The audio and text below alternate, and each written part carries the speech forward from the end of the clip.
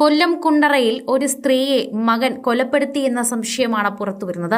ഇപ്പോൾ സ്ത്രീ കട്ടിലിൽ മരിച്ചു കിടക്കുന്ന അവസ്ഥയിലാണ്. മകനെ കാണാൻ പോലുമില്ല.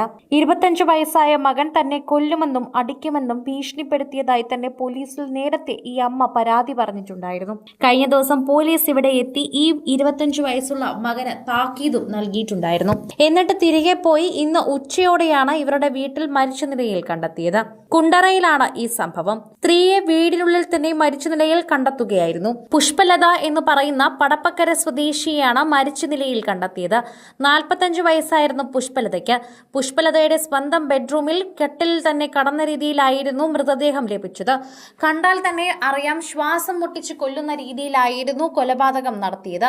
കൊലപ്പെടുത്തിയതാണ് എന്ന് തന്നെയാണ് പോലീസിന്റെ നിഗമനത്തിൽ പറയുന്നത്. പുഷ്പലതയുടെ പിതാവ് അച്ഛനായ ആന്റണി വീടിനുള്ളിൽ പരിക്കേറ്റ നിലയിൽ മറ്റൊരു മുറിയിൽ കിടപ്പുണ്ടായിരുന്നു.